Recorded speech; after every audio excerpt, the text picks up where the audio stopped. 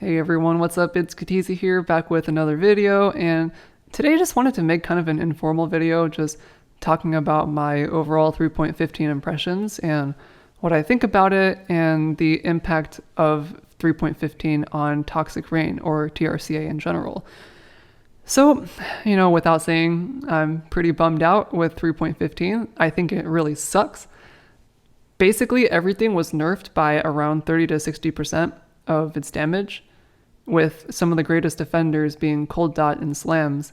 I think Cold Dot's been nerfed by like 65%, and Slams have been nerfed by up to 75% in certain builds. And then, of course, with the global movement speed and movement skill nerfs, having good map clearing speed is going to be a lot harder to get. You're going to move a lot slower, clear a lot slower. And as a result, I think clear speed tools like Explode are going to be less relevant, which is kind of sad. And just overall, I feel kind of scared to play any non-meta build because it will probably have really low damage. And I also feel very hesitant to make any new builds because I feel like even if you're really good at making builds, they are probably going to be unplayable in most situations because they just won't have damage or movement speed. So yeah, I feel like there's going to be a lot less innovation coming out of this league, but I guess we'll see. So specifically about Toxic Rain in 3.15, there have been a couple of changes that I want to talk about. So I would say that overall the total damage loss appears to be around 15%. At least that's what happened when I put the new numbers in PoE, which is not too bad. Like Toxic Rain was already nerfed in Ultimatum League by like 30% due to nerfing the overlap. And then now with all these blanket support gem nerfs, it's been nerfed by like another 15%. So it's still playable. The damage is like not that amazing anymore, but it's definitely playable. And in my POBs with an endgame setup, you can reach like 2 million honest DPS. I say honest DPS because you can reach 2 million DPS if you assume you have 4 pods overlapping and there's like Shaper DPS and you have Wither stacks up, but you have no flasks, no Val Haste or anything. So it's actually pretty good. If you're playing a build that has like pretty good quality of life like Toxic Rain and you have 2 million DPS, I think it's going to be fine. So the most important changes, I'm just going to go through them. So probably the big one is Swift Affliction. So Swift Affliction is now unusable because it grants 25% less skill effect duration. So basically, if you equip Swift Affliction now, you're basically losing like 25% of your single target damage. So it's like really bad. You pretty much have to replace it with Empower or Damage on Full Life now. Second thing is Vicious Projectiles was nerfed by 10%, which is not that bad. 10%, that is 10% less damage. Void Manipulation is now 5% less damage. Damage on Full Life is now 15% less damage. So those are kind of, just whatever. Efficacy was actually buffed by 8% skill effect duration, which is pretty cool. Efficacy in general was nerfed for casters or anything that did spell damage, but in the case of Toxic Rain, it actually gives you more damage now, which is neat. And there was also a very minor spell totem nerf where the cast speed has been reduced by 10% less. So that just makes it harder to get Wither stacks with your Wither totem, but not that big of a deal overall. So yeah, it's still playable. I would say that overall, Toxic Rain in 3.15 is still one of the stronger builds, at least for league starting. And yeah, honestly, I was kind of surprised that the build was not touched as heavily by the nerfs as I thought that it would be. So yeah, definitely still viable. You can still play it. So there are 3 ascendancies I think that stand out a lot this league. Obviously, Raider is still really, really good. If you can see from my POB here, this is like a Raider POB at level 96. It's pretty much the same thing as what the build was last league. This is just assuming that you have a pretty normal endgame setup. Flasks off, Val Haste is off. You have 30% movement speed on your boots, and you have a 6-link Toxic Rain. This is a Shaper DPS calculation. And then I just assume that you have 4 overlapping pods. I think that's what the number is. It's either 3 or 3.5 or 4. It's hard to tell, but let's just assume 4. And this is assuming you have 15 wither stacks, so against like a map boss or something, or anything harder than that. So yeah, basically, in summary, you have Toxic Rain Raider level 96, and it basically comes out to be a pretty good build. You get like almost 2 million Shaper DPS, and you have 173% life on tree. If you have like tier 2 life on your gear, you have 5.7k HP, which is pretty good. You also have 113% increased movement speed, because Raider is really good. And you also have like 55% attack dodge, 45% spell dodge. So it's pretty good. I would say that Raider is probably the best Toxic Rain Ascendancy for 3.15. But there are a couple of others that I need to mention. So another one I want to mention is Occultist. I do have a build guide on Occultist. The reason that I think this one is going to be really good is because of mana sustain. So in 3.15, basically everything's mana cost got increased. The mana multiplier on all the support gems got raised by quite a bit. So I think that ranger builds that already had difficulty sustaining mana might have an even harder time sustaining mana. So I think Occultist may be the saving grace here. That one of the two main things about Occultist that are really good is because you start here, because you start around the witch node, you get a lot of bonus mana regen. Like you get 25% here, you get like 50 intelligence here, you get 12% max mana, 8%, and then you also have access to Arcane Will, which is 20% max mana, 3 mana regen per second. So you have a lot of extra mana sustain just naturally with Occultist, and the overall damage, as you can see, is actually greater than Raider.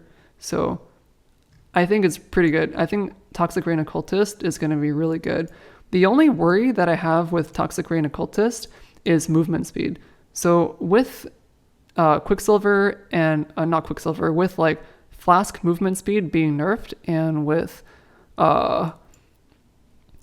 so yeah, like with Flask movement speed being nerfed and Dash being nerfed, I think Occultist may be too slow. Occultist has 41% movement speed compared to Raider, which had like 100.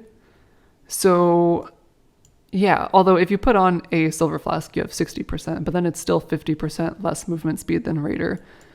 It might be really, really slow to play a build like this, so that's why I'm slightly concerned, but this will have like insane mana regen, which may be very handy in this patch. And you also have Explode with Profane Bloom, which helps a lot. Although I'm not 100% sure how good Profane Bloom is going to be, because if everybody like moves slower and if everybody has like worse movement skills, then like Explode is less useful because you're less likely to be off the screen by the time the enemies die. So yeah. So I put this build as like an honorable mention. Like, is it still playable? Yeah. Is it really good? Yeah, it is. But it might be too slow is all I'm saying. Another build that I want to mention is Deadeye. So Deadeye is another build that I made a build guide on. This is the TRCA Deadeye. Uses Caustic Arrow as well as Toxic Rain. And don't be fooled by the damage numbers here. It says it's like 2.6 million, but it's not actually. This is assuming you have 3 Mirage Archers. And the Mirage Archer node prevents you from summoning Mirage Archers near your other archers. So you're pretty much not really ever going to have 3 Mirage Archers up unless you're fighting like an endgame boss. So you can just generally assume that you might have like 1 or 2 Mirage Archers up at one time. So your total DPS is the same as the other builds. It's like 2 million something.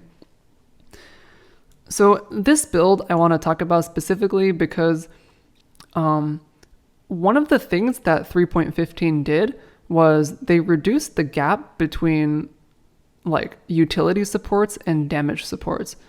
So like, for example, supports like Fork were not changed, but things like Swift Affliction was nerfed by like a little bit. Vicious Projectiles was nerfed by 10% of their damage. So what am I saying? I'm saying that because the gap between utility supports like Fork and damage supports like Vicious Projectiles has been lowered, you have the freedom to use utility supports more. So with Deadeye, the main idea behind this build is you have a lot of single target damage because you have Toxic Rain with triple Mirage Archers.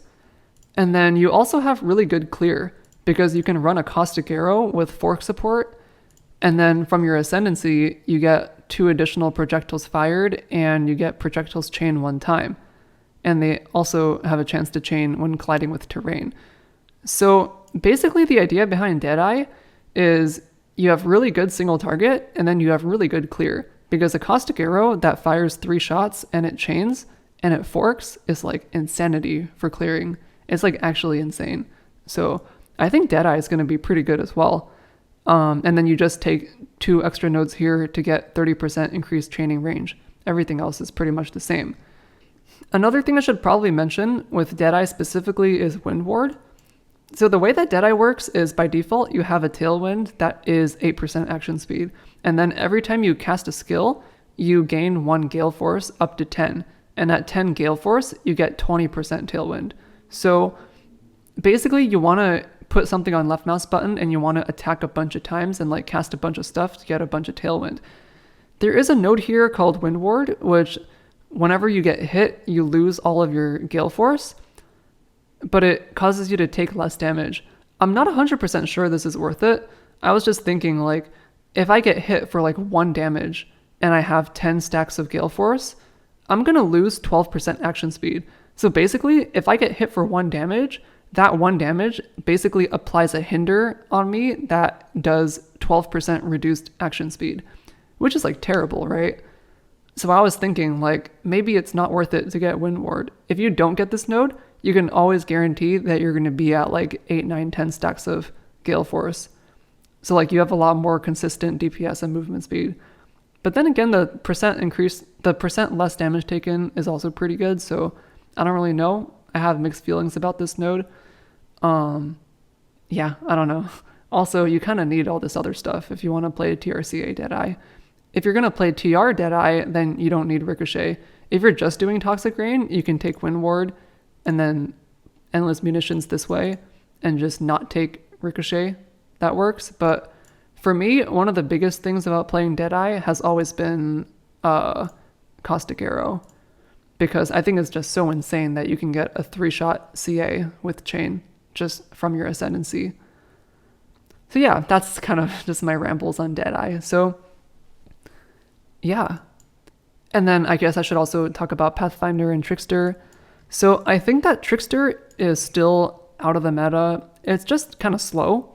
They removed all the movement speed in Ultimatum League, so it's just kind of slow and it doesn't really do much. So it's kind of out of the meta. And then same thing with Pathfinder. Pathfinder no longer gives you elemental ailment immunity during flask effect, and now that flasks have been nerfed, I think there's a lot less of a reason to play Pathfinder. So yeah, I think Pathfinder right now is also just kind of out of the meta. But yeah, that's pretty much it. So yeah, I just wanted to make this quick little video just talking about Toxic Rain. I guess in conclusion, Toxic Rain in 3.15 is definitely playable. I would say the top 3 ascendancies are going to be Raider, Occultist, and Deadeye. Each of them are good for their own unique reasons. I think you can pick either one of these depending on playstyle and do all content, have a great time. And that's pretty much it. Oh, also another thing I wanted to mention is bow crafting. So one of the changes in the patch notes is that elemental damage over time multiplier is now a suffix. So chaos damage over time multiplier is now a suffix. So this is actually pretty important, because what you can actually do now, if I can find it, if you get a hunter influence thicket bow, you can actually deterministically craft a bow with +3% increased chaos damage over time, attack speed, C.multi, and also multi-mod. Or if you get lucky, you can get generic damage over time or like additional arrows fired. So let me explain why this works. So let me just pull up my browser 1 second. Okay, so for bows, the basic idea here, like the main idea you need to remember when making +3 bows is you can guarantee that your Exalt Slam gives you +1 all gems if you have cannot roll attack mods, because every single one of the mods here is attack tag except for this. So what you previously did was you alt spammed for +2 bow gems, and then you crafted cannot roll attack mods with suffixes filled, and then you Exalt Slammed it to guarantee +1. But now chaos damage over time multiplier is no longer a prefix, it's a suffix. So what you can actually do, if you have a hunter bow, you'll notice that the hunter mods, every single mod here is attack tagged except for increased chaos damage over time, which is pretty good. This bow here, I have the instructions on how to craft this in the notes section of this POB, which I'm going to be linking below. And yeah, basically you can pay 9x to guarantee that you can deterministically craft a bow like this, which is pretty good. It's pretty interesting. So yeah, that's probably the only good thing about this league, that you can craft a new kind of bow. But yeah, that's it. If you have any questions or concerns, feel free to leave a comment. I know this patch has been pretty rough on most players, so I'll try to respond to every comment if I can. And yeah, thank you guys for watching, and yeah, bye.